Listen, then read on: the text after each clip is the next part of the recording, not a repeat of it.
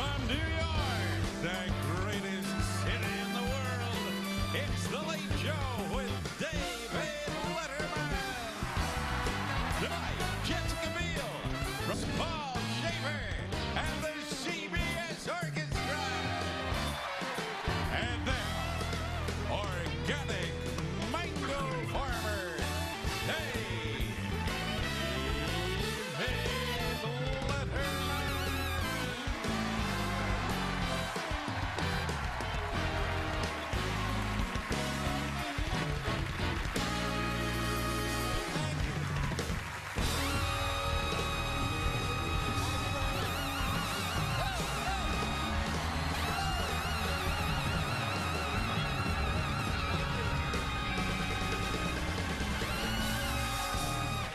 Ladies and gentlemen. Okay, well, here you go. Right now, ladies and gentlemen, our first guest star is in a new film entitled Hitchcock. It's in theaters Friday. Ladies and gentlemen, welcome the lovely Jessica Biel. Here we go.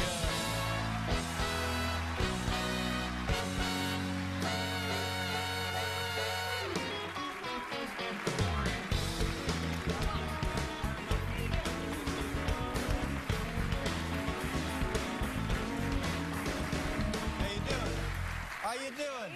Hey, how you doing? Nice to see you. Nice to see you, Good to have you here. You look beautiful. Is this, now, I don't think I've seen that color, but that's it, isn't it? Huh? You look wonderful, by the way. Thank you. I love your glasses. Really? They are sexy. I'm telling you. Oh, yeah, right that's now. right. They're, yeah, that's. I like it. I really do. No, I know. You're drunk. Jessica, you recently got married. Congratulations. Thank you. How's that going? Thank you. It's going really well. You look like somebody I know. Who? You look like somebody, you know, a woman in Montana. You look like a person I know in Montana. You have a place in Montana. Well, I have a woman in Montana. Ah, even better. It's just kind of, where do I come up with this crap? Seriously, you married Justin Timberlake. It's true, I Yeah. did. Well, now, yeah. You got married in Italy in October. That's great. How long have you known Justin Timberlake? 5 years, almost That's 6. Good. That's good. Yeah, And I you think guys, so. get along? You're best friends? You know what's happening? Oh, we are BFFs for sure. Good. I'm glad to hear that. Yeah, definitely. Did you want it to be a secret? You can't keep a wedding a secret, can you? No, you can't keep it a secret necessarily, but we wanted to keep it as much of a secret as we could, at least up until it actually happened. So I kind of got really obsessed with this sort of crazy CIA kind of Oh, yeah. operative scheme I put in play right before the wedding. I kind of convinced a girlfriend of mine to sneak off with me to this little tiny obscure Alpen lodge in Austria, because I was already in Europe working. It sounds exciting. It sounds very, very romantic.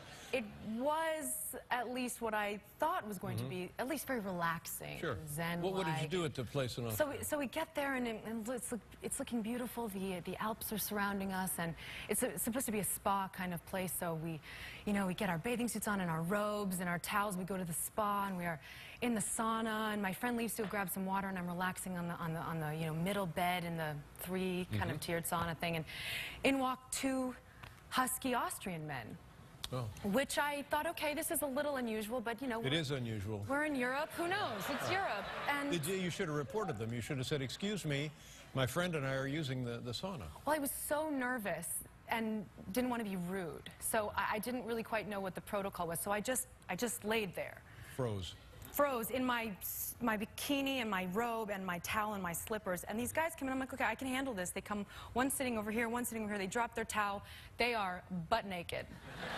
Completely naked. Completely naked. Older men, younger men? Older husky men. And Husky. Now, when you say husky, do you mean tubby? I mean, you say tubby, I say husky. It's, whatever you want to call it. That's right. They were naked, okay? Yeah, they were naked. And I'm in the middle of them, and I'm kind of looking like this back and forth, making sure they're not seeing me. And I'm like, how am I going to get out of here without being rude? Yeah. And I look over and I realize, oh my God, yes, it is confirmed. There are balls on wood. I mean, not just naked, but balls on wood, Dave. That's not okay. Is that the criteria to confirm butt naked? It has to be balls on wood? No, it doesn't have to be. Doesn't have to be. This experience was balls on wood. And what do? Do you say, boys, hello? Honestly, I was so stunned. I was having this internal like conniption. I didn't know what. I just laid there, sandwiched in between these. And so my friend comes back in with the water, sees me there, completely stiff, not knowing what to do. Well, sort of thank yells God my it name. was you.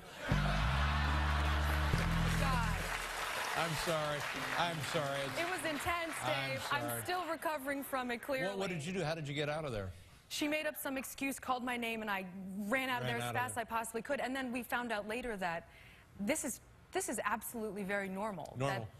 That, in Austria are pigs. Yeah. And in some places in Europe, the spas are co-ed, and its nudity is cool. And they were looking at us, actually, like we were crazy, like we were aliens. And I was looking at him going, I can see your penis. Yeah. You're the alien. Hey, look, balls on the wood. Balls on wood. What do you want? Hey, let's go. I'm sweating thinking about it. I'm feeling uncomfortable remembering that. Yeah, you're lucky to be alive.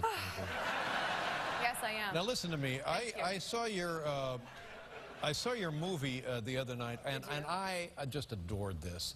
But I think it's because I have such a fondness for the director and for the period of film from which he came. Now, did you know much about Alfred Hitchcock when you signed on to play this film?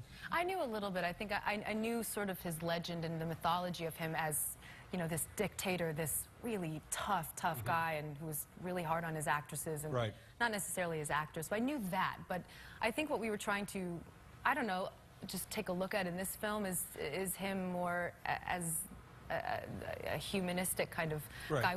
Who is he really as a full human being? So. Yeah. Now, there are other accounts, and I think there's another film now somewhere where he's not portrayed in that friendly and that forgiving a manner. Now, what do you have a sense more of? That he was the guy we see in your film, or maybe just kind of a creepy old guy? I don't know. I feel like he is way more than just a creepy old guy. I mean, his films are absolutely classics. They will live on forever. Yeah. He was incredibly intelligent. He cared about his work, and I think that's what was important to the character I played, Vera Miles. That's what she wanted. That's who she was. And he had some level of a relationship with your character on a previous film. Is that what we infer from what we see? Yes, she was contracted to work for him, I think, for about 3 or 4 years or something. She had worked with him on The Wrong Man, and also was supposed to do Vertigo with him, and ended up getting pregnant and decided to have a family and not do that film. And that is really where it's sort of the break in their relationship. He was greatly affronted by that. He was. He took it as a personal insult. Yeah. Well, it's a fascinating account of this man and his work. We're going to show him a clip here, Jessica. What are we going to see? You're going to see my character speaking to Scarlett Johansson's character, who is Janet Leigh, and sort of giving her... You're Sylvia Miles, and Scarlett... I'm Vera Miles. Vera Miles. What did I say? Sylvia? Sylvia. Yeah, I'm Vera Miles. I'm sorry. But I'm giving her some advice, just to say, you know, maybe just be wary of him, and here we go. Keep it to yourself. Take a look. Yep. You see? Well, it's great fun. Fascinating. I found it both fun and fascinating. And you're lovely as either Sylvia or Vera, whichever one of the Miles sisters you decided to play. And yeah, nice to see you again. Congratulations. So good to see you. My best to your husband. Thank you so Thank you very much. Ladies and gentlemen, it's the beautiful Jessica Biel. From the Rock Dr.